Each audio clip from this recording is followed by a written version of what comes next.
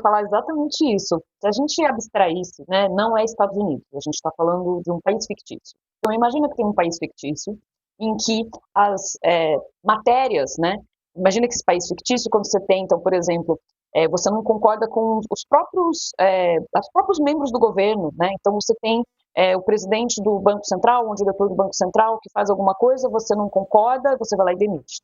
Você tem um dado, por exemplo, sobre educação, produzido pelo próprio governo, e aí esse dado não te beneficia, aí você vai lá e acaba com a agência de educação, ou você diminui muito essa agência de educação. Tem dados sobre desemprego, você vai lá e demite, o que seria, por exemplo, o equivalente ao IBGE, né, o responsável pelo IBGE.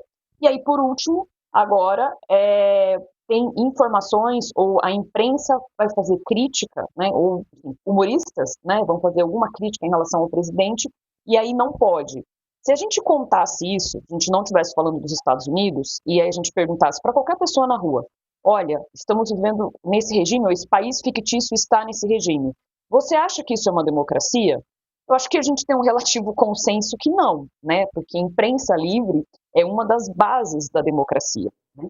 E ainda mais nos Estados Unidos, que tem um histórico em que a imprensa, historicamente, representa um papel que ele é quase que um papel sagrado, né? É chamado de quarto poder, enfim. Tem toda uma história nos Estados Unidos em relação à forma como a imprensa cobriu, né, diferentes escândalos, como o Watergate, por exemplo, e o lugar do jornalismo investigativo, né?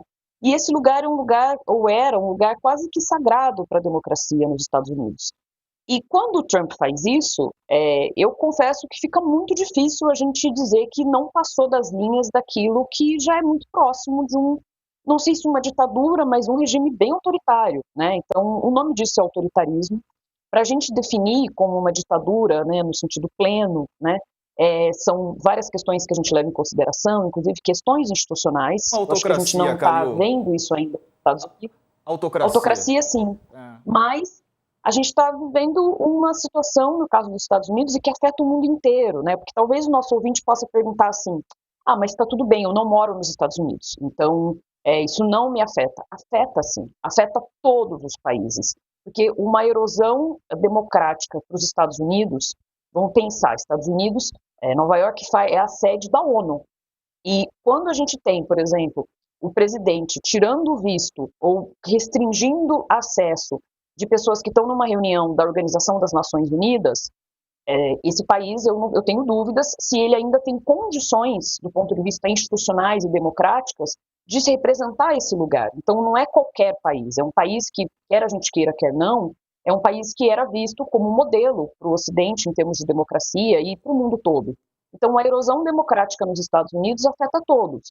E o Trump tem, a gente tem visto isso no caso do Brasil, apoiado alinhamentos, né, e grupos e políticos que têm alinhamento político com ele. Então, ou seja, fortalece também posições autoritárias em todos os países, especialmente no Brasil. Exato. Só para trazer certinho aqui, as informações, as matérias, as reportagens vão ter que passar pelo Departamento de Defesa dos Estados Unidos, né? E também pelo Ministério da Defesa. É isso que informa. Mas, no fim das contas, é pelo Trump, né, professor? Na realidade, agora é a Secretaria da Guerra. O Trump mudou, tem umas 2 semanas, me parece o nome, não é mais defesa, não é da guerra. É verdade. Pois é. Então, eu espero que o nosso colega aqui comentou, né, que pediu uma cobertura mais neutra em relação à PEC da blindagem. A PEC da blindagem, tal qual essa medida do Trump, não é de esquerda nem de direita. Ela é simplesmente autoritária, ela simplesmente defende determinado grupo no poder. Qualquer tipo por exemplo, de abuso, qualquer tipo de corrupção, de escândalo que você tenha no Pentágono hoje, ou que envolva as forças militares dos Estados Unidos, a gente não vai saber, basicamente. E, de novo, se hoje você tem um governo de direita, o próximo governo pode ser de esquerda. Então, a pessoa que está achando que a gente está sendo crítico porque é o governo Trump e porque ele é de direita, se fosse um governo de esquerda, se for do Bernie Sanders, que será o mais à esquerda que a gente poderia ter nos Estados Unidos hoje, a gente ia fazer a mesma crítica, porque essa é uma crítica, como a Isabela colocou, como você colocou, Diego, ela é autoritária, ela é de um país autocrático, ela é de um país democrático.